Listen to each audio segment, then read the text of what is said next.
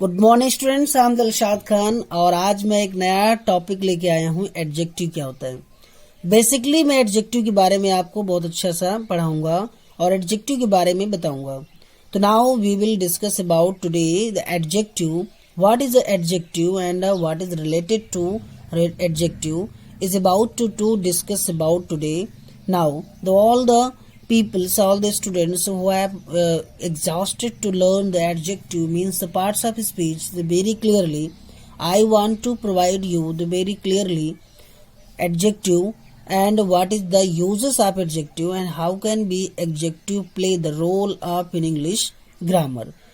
And not only the adjective but all the parts of speech, all the genre in basically the part of English. So now I want to provide a adjective today. Adjective means विशेषण. Adjective means विशेषण, मतलब विशेषण का मतलब विशेषता बताने वाला. अब विशेषता किसकी बताएगा? तो एडजेक्टिव विशेषता बताता है नाउन या प्रोनाउन की. क्लियर? नाउन या प्रोनाउन की विशेषता बताने वाला. अगर हम बात करें an adjective which qualify the words noun and pronoun. Clear?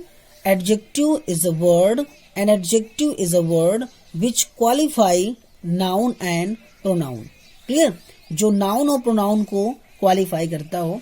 अगर आप यहाँ पर मैं लिखूं तो यहाँ पर लिखा है कि राम एक नाउन है ना, और प्रोनाउन क्या हो गया? हिज. तो इन दोनों को क्वालिफाई करने वाले वर्ड्स को हम एडजेक्टिव कहते हैं. अंडरस्टैंड? एडजेक्टिव की डेफिनेशन क्या होता है? लास्ट वीडियोस में हमने बात किया था एडवर्ब के बारे में. तो हमने बताया था an adverb is a mirror of verb. An adverb is a mirror of verb मतलब एडवर्ब वह है जो वर्ब के मिरर्स होते हैं. डिग्री मैंने बात किया था, बच्चों से डिग्री में डिस्कस किया था कि डिग्री क्या होती है. तो पी, सी और एस यानी पॉजिटिव, कंपैरेटिव एंड सुपरलेटिव में बात किया था. मैंने यहाँ पर रिलेटिव प्रोनाउंस की बात करूँ, प्रोनाउंस में भी आपको डिस्कस कराया मैंने कि यहाँ पर जो हु लगा है, वो, हुज, हुम, विच और दैट, ये क्या करते हैं? रिलेटिव प्रोनाउंस के कैटेगरीज में आते हैं. क्या लिखा है? एडजेक्टिव नाउन और प्रोनाउन को क्वालिफाई करता है. और इसके बाद मैंने बताया है आपको कि एडजेक्टिव क्या है. तो अगर यहाँ पर लिखा है Ram is a good boy, तो राम एक नाउन है और गुड बॉय, बॉय प्रोनाउन हो गया. राम कैसा लड़का है, तो अगर हम यहाँ पर ये लगा लेंगे कि राम कैसा लड़का है तो क्लियरली आपको समझ में आ जाएगा कि राम, जब हम कैसा लगाते हैं तो कैसा लगाने में हमको पता चल जाता है कि वो कैसा है. तो हम पता चला हमें कि अच्छा है. तो राम कैसा लड़का है? अच्छा लड़का है. तो अच्छा किसकी क्वालिटी बताता है? प्रोनाउन की. क्लियर? अब इसके बाद हमने बात किया था my cow's colours is a red. मेरी गाय का कलर जो रेड है, तो रेड भी क्या है? एक उसकी क्वालिफिकेशन है. अगर मैं कह दूं Ram is a bad boy, तो राम कैसा लड़का है? बुरा लड़का है. तो आता है. इसके काइंड्स के बारे में अगर हम बात करें तो इसके काइंड्स हमने बताया था आपको. काइंड्स इसके दिए हैं कि Q Q N double DIP, quality, quantity, number, demonstrative, distributive, indefinite और possessive. It's clear now because you know the quality and quantity. Quality means the good. तो quality, the both words is a clarify here. Bad and good means merit and demerit. ठीक है? तो demerit and merit बताता हो या colours के नाम बताता हो कोई, तो वो सारी चीजें हमारी क्वालिटी के कैटेगरीज में आ जाते हैं. Clear?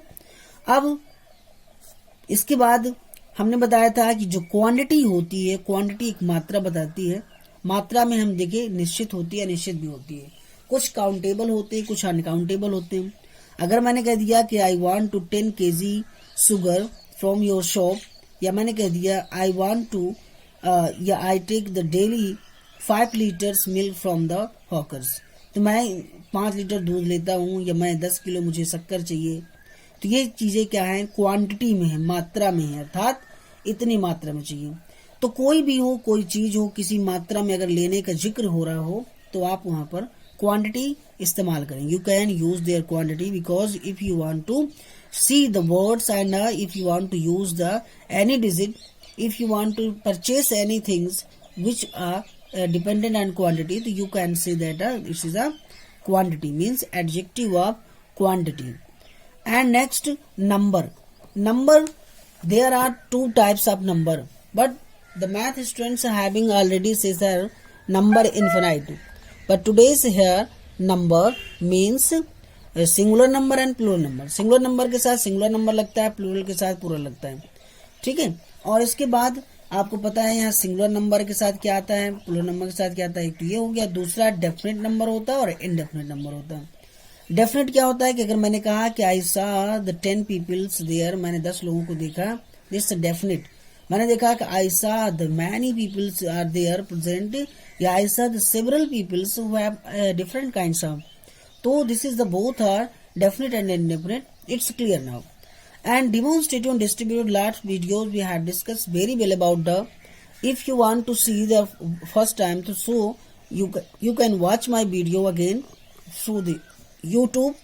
And may I hope you have not any problem. If you problems, you write down in comment box. I give in example and satisfactory answer with the question. And today's your homework means indefinite and possessive case both are we have discussed, so I cannot prefer to explain that and again. And today's your homework is all both either or neither, so where can be used there singular plural and where the exactly form of, so you can write down in a comment box. I hope you understand very well. If you have any problems, you contact me and through the video and through the message and through comment you can ask me. May I hope understand you. Thanks a lot and have a nice day.